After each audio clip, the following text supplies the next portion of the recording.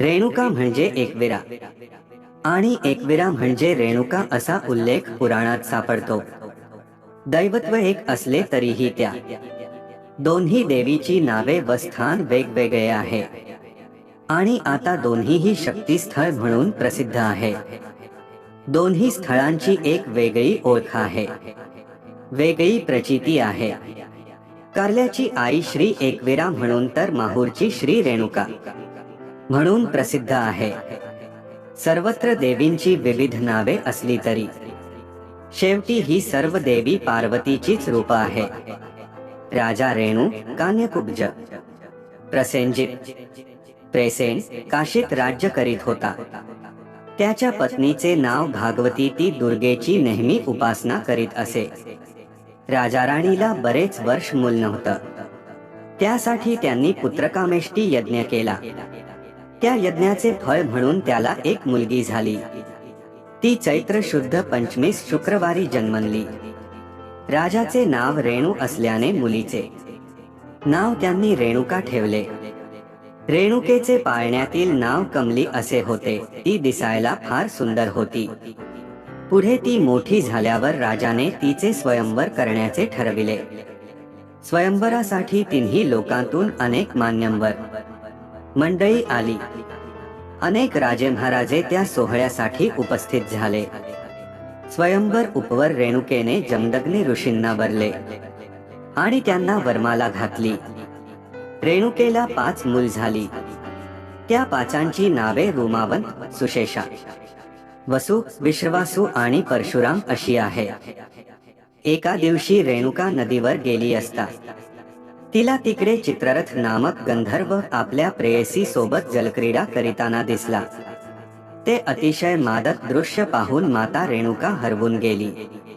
तिकडे ऋषी जमदाग्नी रेणुकेची बराच वेळ वाट पाहत होते. आपल्या पतिव्रता पत्नीला का उशीर झाला म्हणून शंकाकुल ऋषी जमदाग्नींनी अंतर्ज्ञानाने पाहिले. घडलेला प्रसंग त्यांच्या ध्यानात आला. त्यामुळे त्यांचा राग अनावर झाला. ते संतापले. त्या अपराधाची शिक्षा म्हणून जमदग्नी ऋषींनी रेणुकेस आईस ठार मारण्याची आज्ञा आपल्या 4 मुलांना केली. 4 ही मुले मातृभक्त असल्यामुळे त्यांनी आज्ञा नाकारली. त्यामुळे जमदाग्नी आणखीनच चिडले. त्यांनी आपल्या 4ही मुलांना शाप देऊन अग्नीने जाळून भस्म केले. तेवढ्यात बाहेर गेलेला परशुराम राम तेथे आला. त्यांनी झालेला प्रकार परिस्थिती बारकाईने पाहिली आणि रामाने वडिलांची आज्ञा शिरसाबंद्य मानून आपल्या परशुने आईचे धड वेगळे केले. परशुरामाने केलेल्या धाडसावर ऋषी खुश झाले. त्यांनी परशुरामास वर मागण्यास सांगितले. आपल्या आईवर आणि भावांवर असलेल्या प्रेमापोटी त्यांनी आपल्या आईस व भावंडांना जीवनदान देण्यास सांगितले. परशुरामाची विचारशक्ती ऋषींना आवडली. त्यांनी परशुरामाची इच्छा पूर्ण केली. मृत बंधू जिवंत झाले. मात्र रेणुकाचे मस्तक छिन्न विछिन्न झाले होते. त्यामुळे परस्त्रीचे मस्तक जोडून रेणुकेस जीवदान दिले. या त्या कार्याची नोंद सायांनीच घेतली म्हणून परशुराम हे नाव लौकिक झाले. रेणुका आपल्या संसारात पुन्हा मग्न झाली. रेणुकेस एक बहीण होती. तिचा नवरा सहस्त्रार्जुन हा नर्मदा काठचा महिष्मती नगरीत राज्य करीत होता. एकदा सहस्त्रार्जुन राजा सैन्यासह भ्रमंती करीत असताना त्याला भोजनाचे आमंत्रण ऋषी जगदाग्नीने पाठविले. राजा व राजाची सेना थकून आश्रमात आली. ऋषींनी त्यांचे स्वागत केले. आश्रमातील पंचपक्वान जेवून ते तृप्त झाले. राजाला जेवण खूप आवडले. त्यांनी चौकशी केल्यावर कळले की आश्रमात कामधेनू आहे.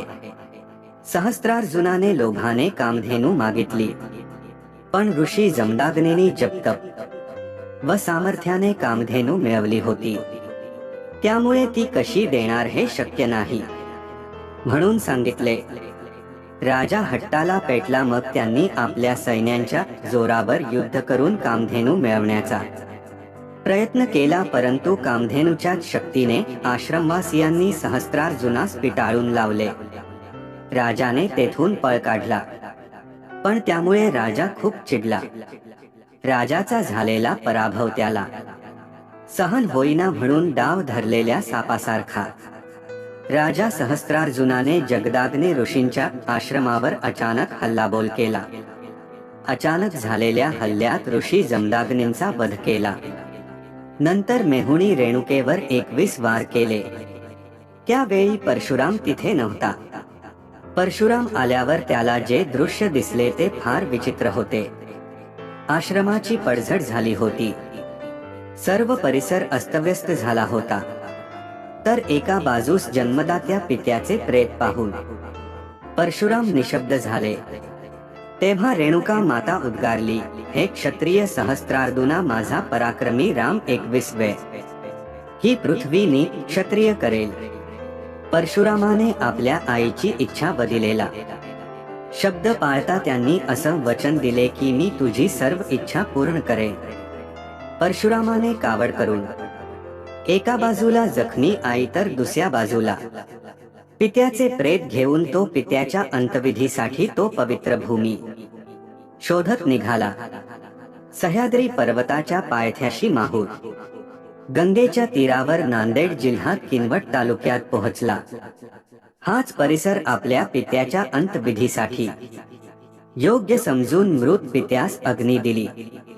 माता रेणुका त्यात सती जाण्यास निघाली. आपली माता आपल्याला सोडून सती चालली आहे हे परशुरामाला पाहवेना तो फार दुखी झाला. त्याला तो क्षण आठवला वडिलांच्या सांगण्यावरून. आपण आपल्या आईचे शिरच्छेद केले होते, पण वडिलांनी दिलेल्या वरामुळे ती पुनर्जीवित झाली. पण आताचा प्रसंग वेगळा होता. आई रेणुका माता जखमी अवस्थेत होती आणि वडील मरणावस्थेत, आणि त्यातही आई सती चालली होती.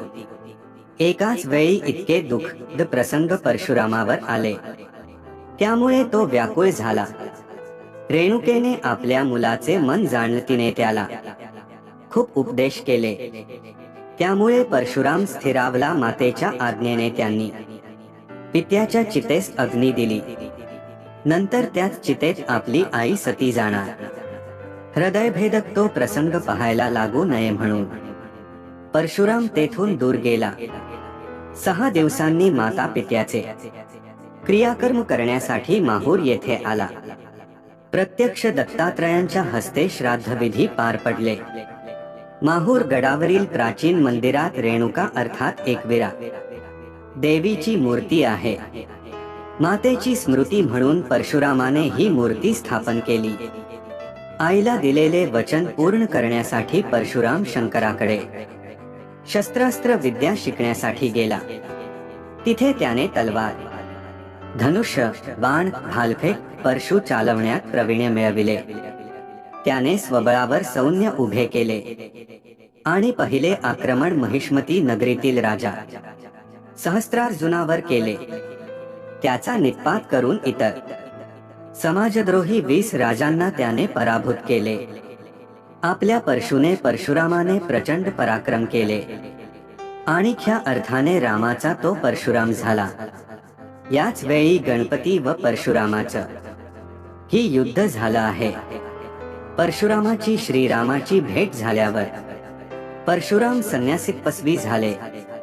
परशुरामाने जिंकलेली सर्व भूमी एका यज्ञात कश्यप ऋषींना अर्पण केली व प्राचीन मार्ग कोकणात उतरला असावा. त्या घाटात 2 तांदळा आहे, एक परशुरामाचा तर दुसरा कोकण देवीचा. माहूर येथील डोंगरावर उंच जागी रेणुका देवीचे मंदिर आहे. देवळात जाण्यासाठी 1200 ते 1500 पायऱ्या चढून वर जावं लागत. गाभायात तांदळा दगडातली शेंदूर चर्चित मूर्ती आहे. त्यावर चांदीचा टाप लावला आहे. बैठकीवर सिंह कोरला आहे. देवीचे रूप उग्र स्वरूपाचे दिसते. मंदिराच्या बाजूलाच महालक्ष्मी व तुळजाभवानी ही 2 मंदिरे आहेत. एका गौरीच्या शिखरावर श्री दत्ताचे स्थान आहे. मंदिरात दत्ताची एकमुखी मूर्ती आहे. बाजूला तीर्थ नावाचे कुंड आहे. तेथेच परशुरामाने आईवडिलांची अंत्यक्रिया केली असे सांगतात. रेणुका हीच परशुरामाची आई. तिचे दुसरे नाव एकवीरा आईच्या आठवणीने उचबलून आलेल्या मानाने परशुरामाने कडेकपारीत बाण मारला. त्या ठिकाणी एकवीरा देवी प्रकट झाली, अशी आख्यायिका आहे.